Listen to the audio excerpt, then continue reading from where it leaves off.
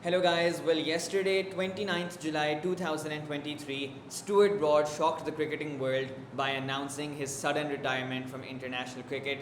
So first of all, we congratulate Stuart Broad on his magnificent 17-year long career, and as a fan of test cricket, as a fan of Ashes cricket and a fan of Stuart Broad in particular, it's a really heartbreaking moment for me. So I decided to make this video for you guys to show you 6 of Stuart Broad's finest moments just to recap his career. So let's dive in. Okay, so the first moment, I'm going to take you back to 2007. I'm going to take you back to the inaugural T20 World Cup in South Africa. The game is England versus India. It's a high scoring game. After 18 overs, India are 171 for 3. You are like, okay, fine, they got 2 overs to go. Yuvraj and Dhoni are batting. Maybe they can get 185, 190. This is when the youngster Stuart Broad was brought on to bowl, and at that time was just young kid. T20 itself was a really young format. Bowling, defensive bowling in particular, wasn't that well developed. What happened? Everyone knows. First ball went for 6. The next one followed. 6 balls in the over. Every one of them crossed the fence. 36 in the over. One of the most famous and iconic moments of cricket in the 21st century. Really sad for Stuart Broad, but I think it's good to start with this one, because it shows the lowest point of his career. It shows the point that served as the backdrop for the rest of his career, because the next 12-13 years, whatever he does, anyone could say, oh, isn't this the same guy who got hit for 36 runs by Yuvraj Singh? And despite that, to go beyond that and become one of the best fast bowlers of the modern era, I think it shows a lot of mental strength, because a lot of youngsters, after a hammering like that in a World Cup, in a public stage, their entire career could have fizzled out. But I think it's a testament to Stuart Broad and the mental strength he has. He was able to bounce back from there, and he was able to get those 602 test wickets. Number 2, Trent Bridge 2011, England versus India.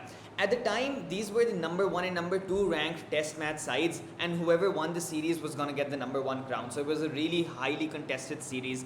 The first game, England had triumphed, and the second game was going really bad for the hosts, because England, they'd only got 221 in the first innings. India were 267 for 4.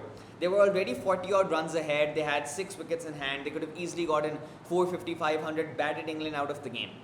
At 267 for 4, something rose inside Stuart Broad, and he went on at that moment in time and got a hat-trick, got rid of Dhoni, got rid of Harbhajan, got rid of Praveen Kumar in 3 successive balls. There was a period of 16 balls in which he didn't concede a single run and took 5 wickets. He ended his figures with 6 for 46, having decimated India, and England went on to take a dominating 319 run victory, thanks largely to one man, and that man is Stuart Broad. Number 3, and I want to tell you guys something you might not know.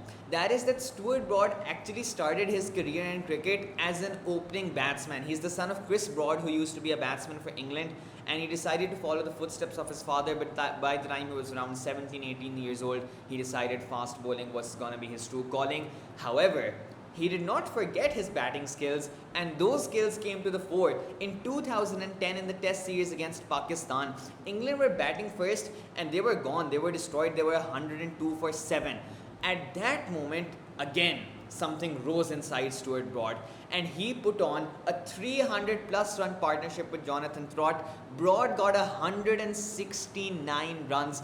That's a highest test score than a lot of proper batsmen, and 169, a fabulous innings. England went on to take an innings victory against Pakistan. The game was marred a bit by the fixing scandal. Muhammad Amir, Salman Butt, and etc. players were involved. However, let nothing take away from the fact that Stuart Broad, batting at number 9, has scored 169 runs. That's quite a thing to tell your grandchildren, isn't it? Number 4, and I think it's high time we start talking about the Ashes, because no bowler in the history of English cricket has taken more wickets against Australia in the Ashes than Stuart Broad. He surpassed Ian Botham just now. And I'm going to take you back to 2015. At the time when Australia were the world champions of cricket, they were the ones who had the Ashes. They had won the previous series 5-0, and England were leading their home Ashes 2-1 as the crowd went to Trent Bridge.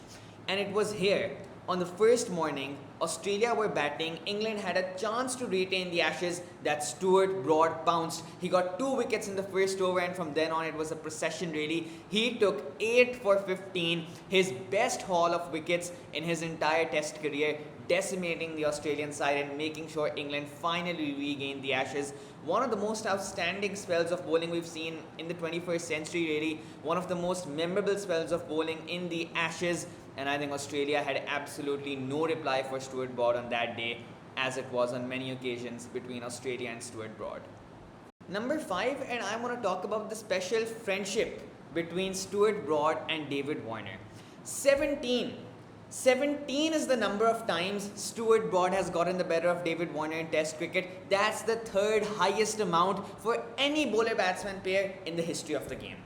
In the 2019 Ashes in particular, 7 times out of 10 innings, Broad somehow got the better of Warner. He just has his number, and whether there's something about the angle, something about the way he bowls, the way he pitches it up, or whether Broad just understands the mentality of Warner as a batsman better than any other bowler ever has, it's just amazing to see him again and again, day in, day out, have David Warner's number.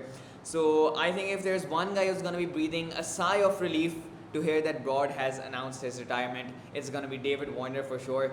But I, for one, am going to miss their battles, which largely tended to be one-sided in favor of Broad. Number 6, 600.